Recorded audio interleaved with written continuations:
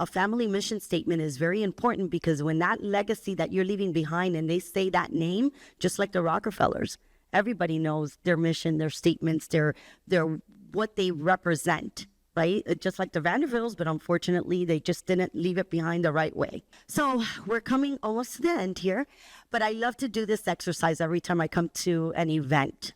I want you to do 3 takeaways that you've gotten from the speech about generational wealth and about your goal settings. So you have pens and papers, yeah. So if you write 3 takeaways, what are your 3 takeaways that you have gotten from this presentation, from my speech? I'll give you a few seconds so that I'm not rushing you. And then I want you to do 2 items that you're adding to your vision board. And then not number 1, the last one immediate action that you're going to take in 2023. And I didn't update that one. I got a question for you back here. Oh, good. You beat me to it. Okay. What are some of the family retreats and team building activities you do that you feel share all your values and create some kind of unity within your family that portray this multi-generational goal? So we do a dinner. We try to do it twice a month. Sometimes it gets too busy and we do it once a month. And we sit down in the table and we talk about what ideas or what went wrong with some of the steps that we've been implementing. So we all sit down and we share. Sometimes it becomes a little bit friction. Sometimes it's great and everybody loves the whole concept of whatever somebody's putting in. But again, we try to participate in this roadmap that we're trying to create. Like I said, we're working on it. So this is new for us. I just started this whole 100-year legacy, myself and my husband, last year. And so we're in that phase of just creating the roadmap, but we sit down and do this talk. What do you like? What don't you like? We did this and I loved it. I think we should leave it.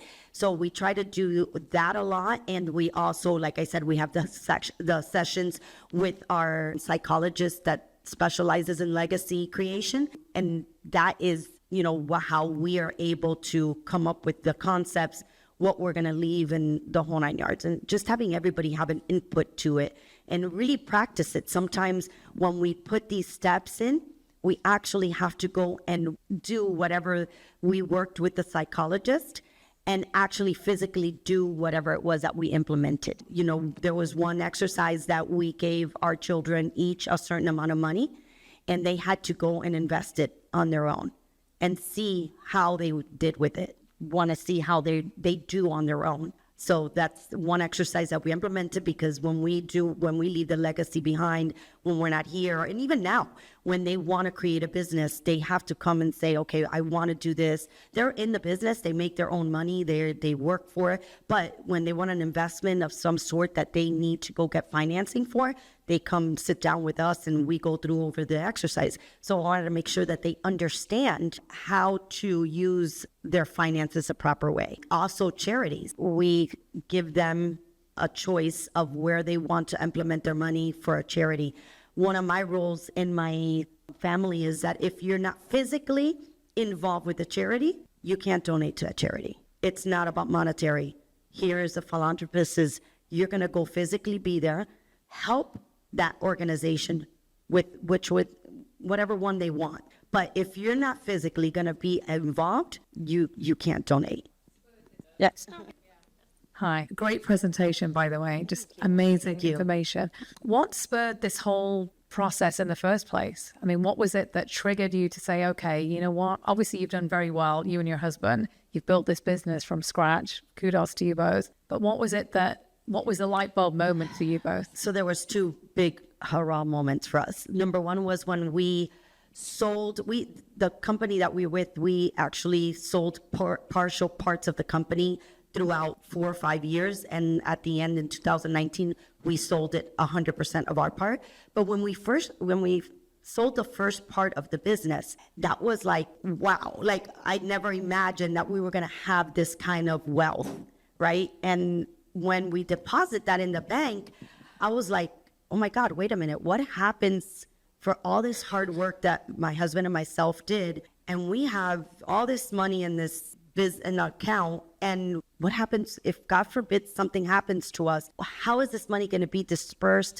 Are my kids going to be in fighting with each other, which I hope that never happens because they get along great, but it could create. So that started my curiosity of like, okay, we need to go find a financial planner that's going to help us keep this, Protect the wealth. protect the wealth. Yeah. Yeah. So that was our first one. Our second one was 3 years ago when we sold the business 100%. I went to a retreat with Richard Branson. My hero. Yes. So he's awesome, amazing individual. I at this point, I go to his place at least once a year and sit with him. He's amazing. He's one of the most humble individuals that I've ever met in my life. Sitting down with him, having a conversation, he has a 100-year legacy. So when I started talking to him, he's like, yeah, I created this, I did this, we have rules, we have this. I was like, whoa, hold on a minute. This is amazing. I love this idea. Wow. So immediately I went back and hired a psychologist that handles these legacies that you want to leave behind, because he hired one. And so those two moments created this. And I just, from that moment on, I said, this is exactly what I want. I want to be left behind a legacy of knowing that we paved this roadway for, our generations to come. Fantastic. Thank you. You're welcome. At what point would you say it's a good time to start, and at what age should the kids be involved? You know what I mean? If the kids are too young, they're not gonna understand, right? So at what point in age-wise for the kids, and then at what point financially should you say, okay, I gotta start this now? Listen, you should start it from day one with $0. You start it with $0. You already have your mindset of what you want. Like I told you, myself and my husband missed out on a lot of opportunities for the trust, because it has a lot of benefits tax-wise, long-term gains and stuff like that, that if you don't have it properly in a trust, it's too late to start once you have it. So getting knowledgeable on it already from zero makes it so much easier once you start producing it. And believe it or not, I don't know if you believe in manifestation, but I'm a big manifestation. I love manifesting. You start with this idea and mindset, it just automatically starts rolling and rolling, where it's going to happen. It's not if, it's when. And if you start it with zero, I swear you're never early. You're never early to start with this and start getting knowledge on it.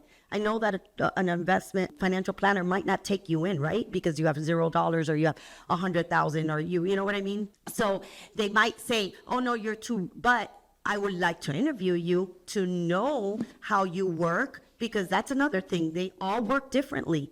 There's different financial planners with different mindsets, and they might just not align with you. So knowing who you're going to work with, knowing what kind, they're going to help you, they're going to guide you. They have more knowledge on that aspect than you do, right? So they're going to give you information for you to be able to start knowing how you want to do this. And on your children, it's never too early. My grandbabies, they're 4 and 6, and we sit with them already, and we talk to them about our business. We explain to them, they might not know, but if you talk to my granddaughter and you tell her what does PMA stand for, she already knows. She'll tell you positive mental attitude, stack and rack. And when you tell her, and who's going to take over this business? She goes, I'm going to be the leader. And she knows, but we sit down with her and we explain to her that this is a business that we created, and that you need to understand how to run a business, because later on when you get bigger, you need to know how to manage this. And she loves to sit in our meetings. It's never too young. It's just the information that you're going to give them. Of course, are they going to take, but believe it or not, the subconscious mind is amazing. So the more you intake the more intake they get of your business or your legacy wants or needs or whatever it is that you want to create, trust me, it's not what you tell them, is what they see. And they're going to go and follow you no matter, you don't need to say one word. I wish they would do a study on this, because I'm seeing it from my kids. My kids are 31 and 26. And I didn't know about all of this mindset, masterminds, None of this when we were creating our business. But my kids would go to my office every single day from school. I would have to pick them up and take them to the office. They used to do their homework in my office, and they used to sit there till 8 o'clock at night that we were done. Well, guess what? These two kids, they went to college, and they went, Mom, what am I doing in college? They're not teaching me nothing. I want to go, I already know that I want to be an entrepreneur. And today, they're doing and I did teach them because we brought them into our business, but I didn't sit there and say, you have to do this, you have to do, they saw it. So the environment that they were in, that's all they want to do. And I've never hidden our finances from our children. I've always set them down. And when we had nothing, when we started creating, and when we sold our business, they knew it all. It's an open book, but guess what? They don't have access to go and say, oh, my parents are rich, or I'm going to go and do this, and I'm going to go hang out. I'm going to go buy myself a Rolex. I'm going to go buy myself No, you got to earn it. You got to go work just like everybody else every day. The day we're not here, you're going to have something way more than you have right now. And again, you're not going to have an open bank that I'm just going to go. You're going to need to do things the right way, and you could have access to whatever you need as long as it's for it to create generational wealth. But I'd never like to hide any kind of financial status from my kids because I want them to continue it. I want them to see that it wasn't hard if you put the effort into it. You could create this. Myself and my husband came from $0, zero education, and we were able to build an empire. So I want them to see how hard it was, but it was easy if you put your mind to it. So I never think it's early enough. And there's a book, I don't know if you've ever read it, but Rich Dad, Poor Dad, they have one for kids. I give this to my nieces and my nephews, and it's amazing. And they have a little Monopoly game that's teaching them real estate and how to stack money. I always try to get all of my family members that are babies or young teenagers. It's never too early to learn, never. You always want to teach them that. Hey, Rosie. Okay, so I know this lady for years. And first I want to make a comment and then a question.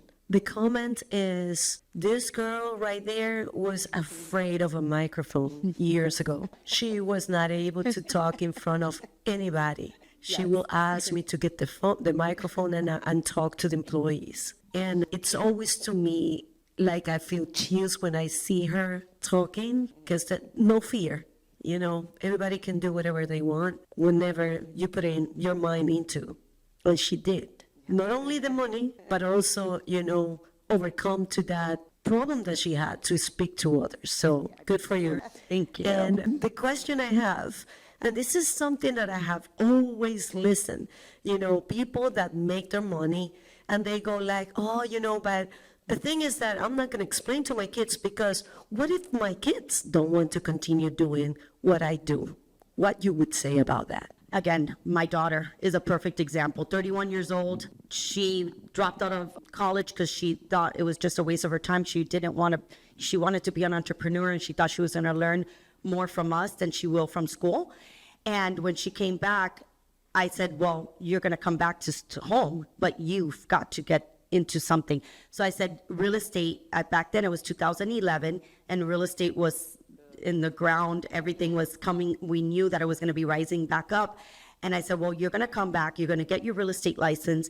You're going to do real estate where you're going to buy rental properties. You're going to manage them, and we'll see where it goes from there. 2 years into it, she didn't like it. She was doing because she had no other choice at that time because she knew she had to do something. But she came to me and said, Mom, this is not my passion. I'm not loving it. I'm doing it because I have to. And I said, that's fine. As long as you do something to create, I have no problem with it. And she went off to doing fashion. Right now she's doing a shoe line for the maternity industry. So I'm okay. Let me see, can you put the slide for me for a minute? I want to show you. Okay.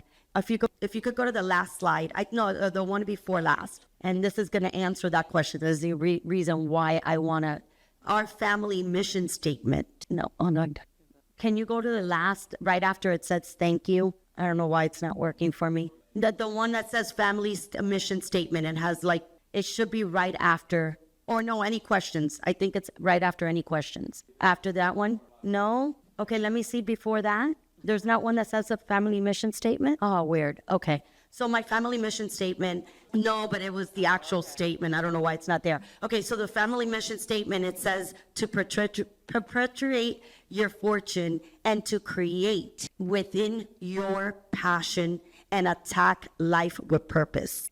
That is, so it's not about you following what we did. It's about just putting in to create and to put out purpose in life. Fulfill your purpose. So it doesn't matter, again, and that's why we'll have rules and regulations within our trust.